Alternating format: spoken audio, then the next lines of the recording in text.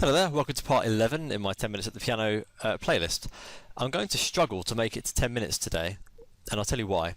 Staccato and legato, which are the two subjects of this video on touch, specifically on, this is called articulation. Staccato, legato is simply because these are the only two ways to play the piano. You can either play two notes with space between them, or with no space between them. Staccato is the first, legato is the latter. And this is not something that you practice about speed. So the first thing I want to say is legato and staccato are not something related to speed. And the reason is that if you the faster that you play a staccato, which means with space between the two notes, the faster you do that, the less time there is for anybody to be able to hear any discernible difference between legato and staccato. So this is something that takes place when you're playing at a normal speed, and when you start to do faster things,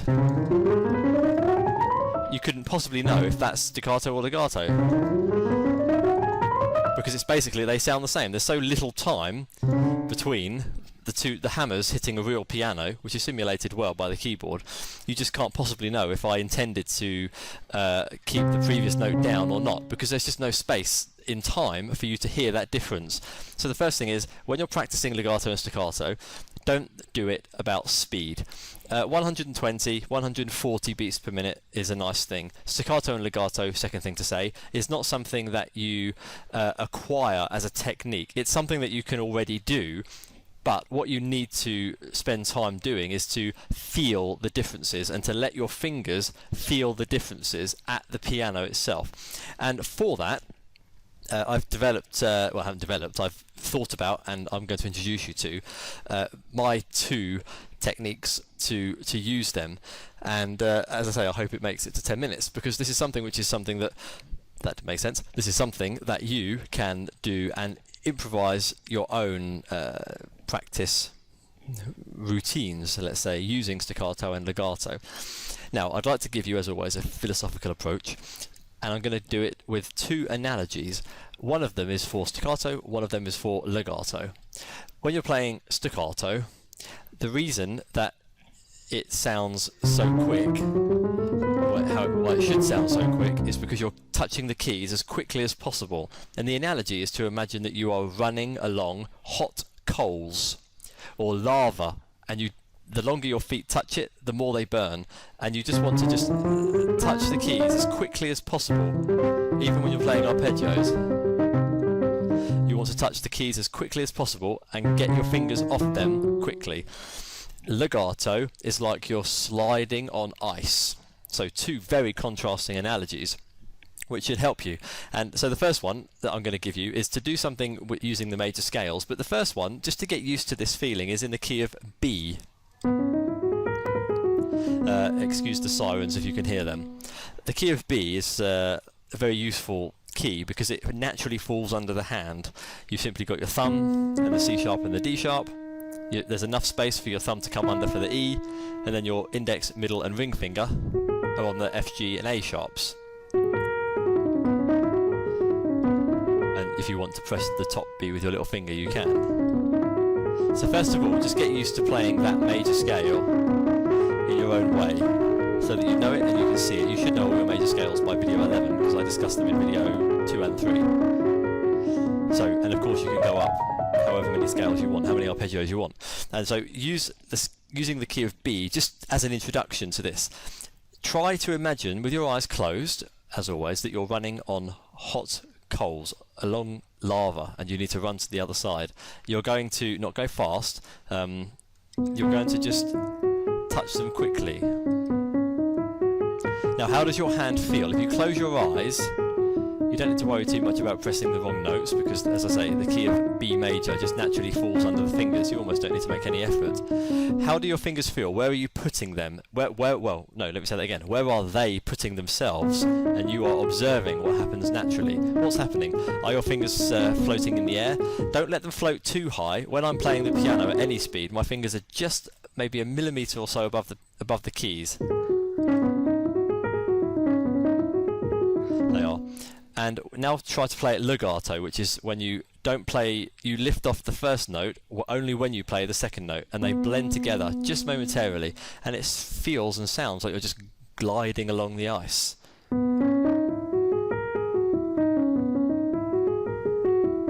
There's a kind of connectivity, they're tied together. It's almost like your fingers are skaters. That's a nice way to think about it, actually. You're just skating across the ice. Just like a feather floating on a slow river. And there's a big difference between that and the staccato when you're running along hot coals. Let me just play the two together in contrast. Staccato, legato. And my hand feels different. And it's beyond words how it and why it feels different. It's beyond words how it feels different.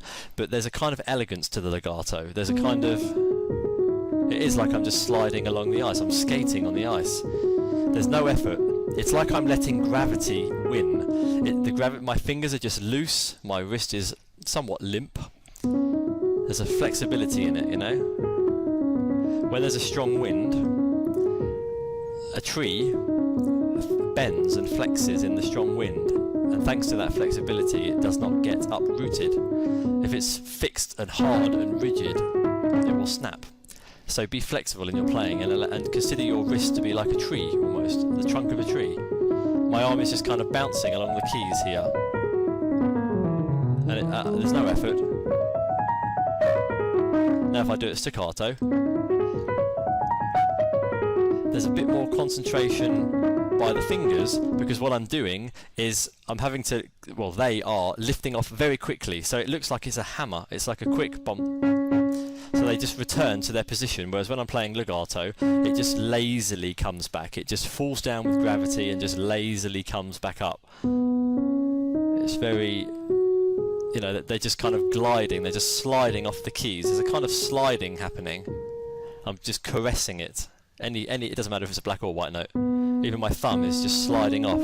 Here, my thumb is sliding off the B, sliding off the E, sliding off the black notes as I go up and down. So that's one exercise to do, using the major scale of B to get used to the two, staccato, legato. And like I say, it has nothing to do with speed. Staccato doesn't mean you're playing fast, and legato doesn't mean you're playing slow. You can do them. You can do legato very slowly, and you can do staccato very slowly. It has nothing to do with speed. Of course, with both hands, of course.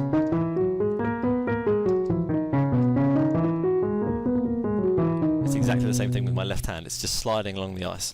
And the other exercise to do, which I think is excellent, and I like to do this very often, is to go up the chromatic scale about maybe 4 octaves, so from all the way down here, left hand, right hand here, and to go up, I'll demonstrate here so you can see, but I do it an octave lower. So I'll go that octave, so that's 1, 2, 3, 4, and like I said in the previous video, I like to go up to an E when I do chromatics. I have no idea why. And to do each block of black notes twice. So in other words, you go across it, but then you go back down and back up again. So, for example, I'll do it in staccato. Go back down and then go up. You go over over it once and then back down and then back up again, and then go to the next block of black notes, down and up again, up, down, and then up to the next one. Then I go up to the E up here. And then I would go down, up, down again, over it, up, down. You see what I'm saying? So I'll go over it once and then twice more. And of course that was staccato. Because I'm touching the keys as quickly as I can, as if they're going to burn, and the keys are red hot. And I'll go down in legato. Listen to the difference. I literally feel like I'm just ice skating. My fingers are just...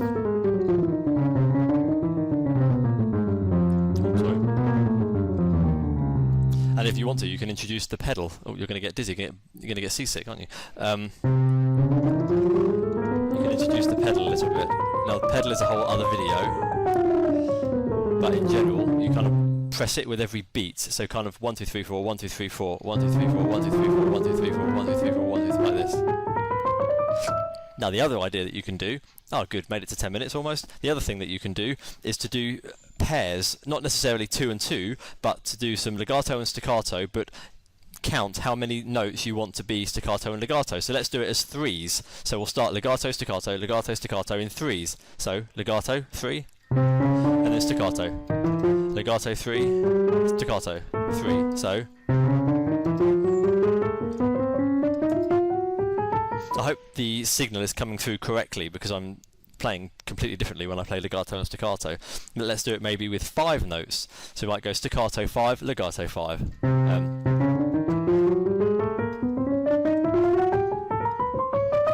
I hope you can hear the difference in that.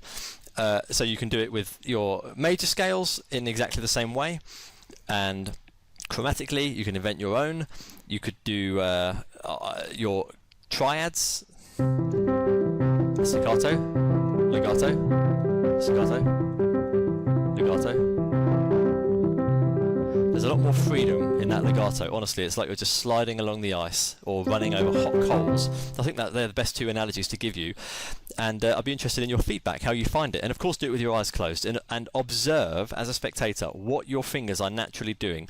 Try to at least be in the position of the fingers being a little bit below the wrist and the wrist being a little bit below the elbow, just to keep that energy flow from your shoulders and your back in a downward direction to the keys. That's pretty much the only thing I'll ever say about fingering and hand position. Thanks for watching. All the best. Comments, likes, subscriptions, welcome. Have a look at my blog, and see you in part 12. All the best, and bye for now.